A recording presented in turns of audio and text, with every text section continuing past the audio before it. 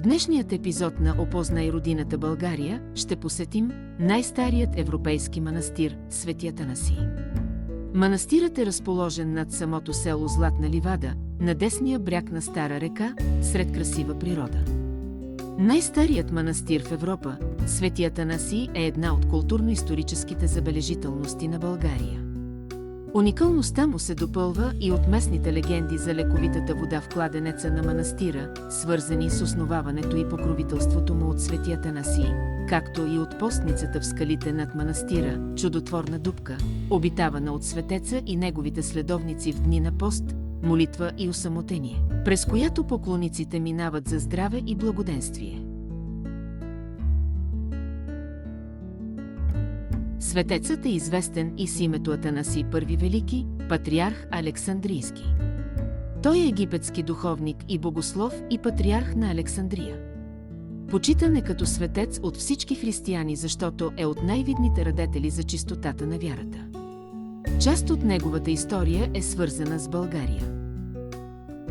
Във връзка с Вселенския събор в Сердика през 343-344 година, Свети Атанасий Александрийски отсяда близо до Берое, днешна Стара Загора, и там, както четем от житието му, а и както се открива от българските научни проучвания, монахът основава днешния манастир през 344 година. Свети Атанасий, когото още ранната църква почита като велики, заради значимия му принос в богословието, се счита и за приносителя на монашеството на европейския континент, а също така и за един от големите радетели за чистотата на православната вяра.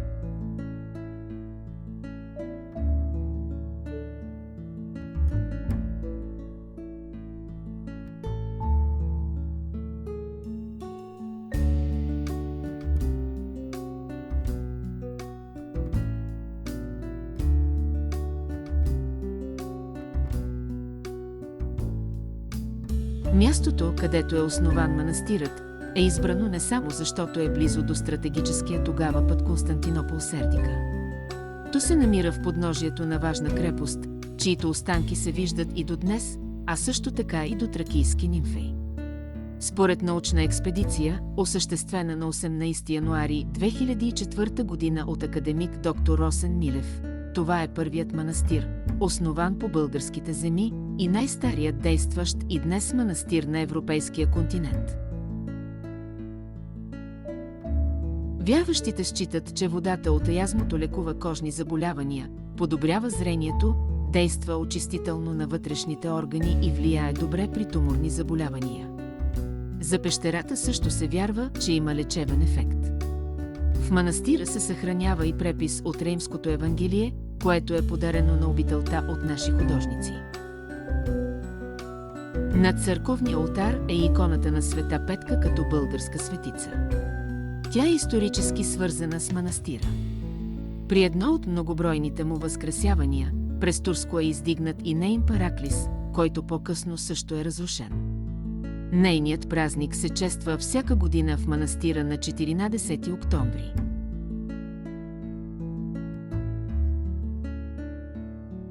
В своята близо 1700 годишна история, манастир Свети Атанасий е многократно разрушаван и съграждан наново.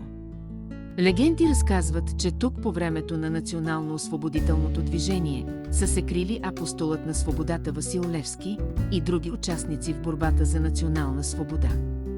По време на комунизма той е бил превърнат в овчарник, но в началото на 80-те години се построява нова, голяма сграда, която по обем и архитектурна внушителност го нарежда сред най-големите български манастири.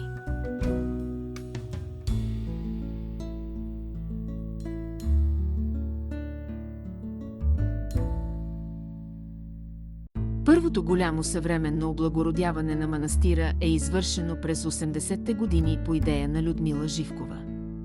Под нейно давление манастирът е разширен и е построена двуетажната сграда, която е досегашната порта. Преди това благоустройство, входът към манастира е бил от северната порта близо до църквата. През 2003 година манастирът е посетен от 115-тият Александрийски патриарх Петрос VII, който подарява на светата обител икона на патрона, Свети Атанасий. Иконата може да се види в манастирския храм. Манастир Свети Атанаси е действащ девически манастир, има 3 храмови празника, които са на 18 януари, 2 май и 14 октомври. Мястото е красиво, спокойно и много приятно. До манастира се стига много лесно, много близо е до магистрала Марица. Има отбивка от магистралата за манастира с големи кафяви обозначителни табели. След отбивката манастира е на по-малко от километър. Пред него има място за паркиране.